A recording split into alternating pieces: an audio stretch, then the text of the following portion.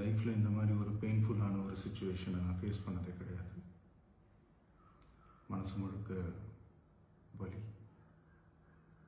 வலி மட்டும்தான். இந்த சுற்றுப்பயணத்தில் என்னென்ன மக்கள் பார்க்க வராங்க, அதுக்கு ஒரே ஒரு காரணம் தான், அவங்க என் மேலே வச்சிருக்கிற அன்பும் பாசம். அந்த அன்புக்கும் பாசத்துக்கும் நான் எப்பவும் கடமைப்பட்டிருக்கிறேன்.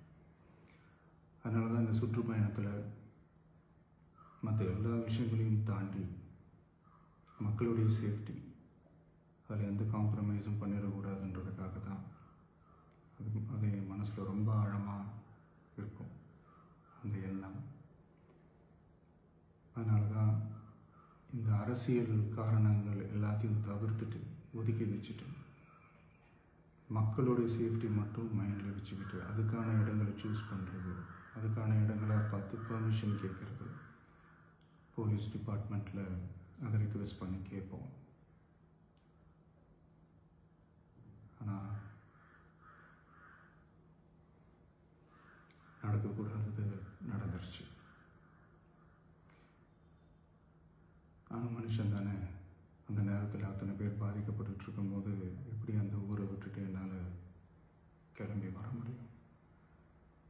நான் திரும்ப அங்கே போகணும்னு இருந்துச்சுன்னா அதை ஒரு காரணம் காட்டி அங்கே வேறு சில பதட்டமான சுச்சுவேஷன்ஸ், வேறு சில அசம்பாவிதங்கள் அந்த மாதிரி எதுவும் நடந்துடக்கூடாதுன்றதுக்காக தான் நான் அவாய்ட் பண்ணேன். இந்த நேரத்தில் சொந்தங்களை இழந்து தவிக்கிற அத்தனை குடும்பங்களுக்கும் என்னுடைய ஆழ்ந்த இரங்கலை தெரிவிச்சுக்கிறேன். எனக்கு தெரியும், என்ன சொன்னாலும் இது ஈடேயாகாதுன்னு எனக்கு தெரியும். ஹாஸ்பிட்டலில் ட்ரீட் பண்ணிகிட்ருக்கிற எல்லாருமே சீக்கிரமாக க்யூர் ஆகி வரணுன்றது இந்த நேரத்தில் நான் வேண்டிக்கிறேன். கூடிய சீக்கிரமே உங்கள் எல்லாரையும் நான் சந்திக்கிறேன். இந்த நேரத்தில் எங்களுடைய வலிகளை, எங்களுடைய நிலைமையை புரிஞ்சுக்கிட்டு எங்களுக்காக பேசின அரசியல் கட்சிகளை சார்ந்த நண்பர்கள், தலைவர்கள் அனைவருக்கும் என்னுடைய நன்றியை தெரிவிச்சுக்கிறேன்.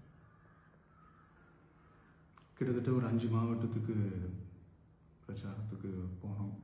இந்த மாதிரி எதுவுமே நடக்கல. ஆனால் கரூரில் மட்டும் ஏன் எப்படி நடக்குது, எப்படி நடக்குது? மக்களுக்கு எல்லா உண்மையும் தெரியும். மக்கள் எல்லாத்தையும் பார்த்துக்கிட்டு இருக்கிறாங்க. கரூரை சேர்ந்த அந்த மக்கள் அந்த உண்மையெல்லாம் வெளியில் சொல்லும்போது எனக்கு கடவுளே நேரில் வந்து இறங்கி அந்த உண்மைகள்லாம் சொல்கிற மாதிரி எனக்கு தோணுச்சு. சீக்கிரமே எல்லா உண்மைகளும் வெளியில் வரும்.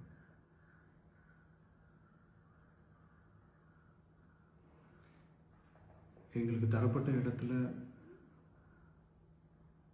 நாங்கள் போய் அந்த ஸ்பாட்டில் நின்று நாங்கள் பேசிட்டு வந்தோம். அதை தாண்டி எந்த தவறும் எங்கள் சைடில் நாங்கள் எதுவும் செய்யலை.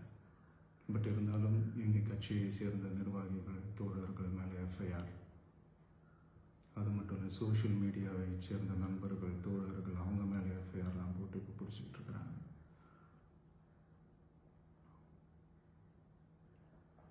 சிஎம் சார், உங்களுக்கு ஏதாவது இந்த பழி வாங்கணும் அப்படின்ற எண்ணம் ஏதாவது இருந்துச்சுன்னா என்ன வேணாலும் பண்ணுங்க. அவங்க மேலே கை வைக்காதீங்க. நான் ஒன்று வீட்டில் இருப்பேன், இல்லை நான் ஆஃபீஸில் இருப்பேன். என்ன வேணாலும் செய்யுங்க. நண்பர்களே, தோழர்களே, நம்மளோட அரசியல் பயணம் இன்னும் ஸ்ட்ராங்காக, இன்னும் தைரியத்தோட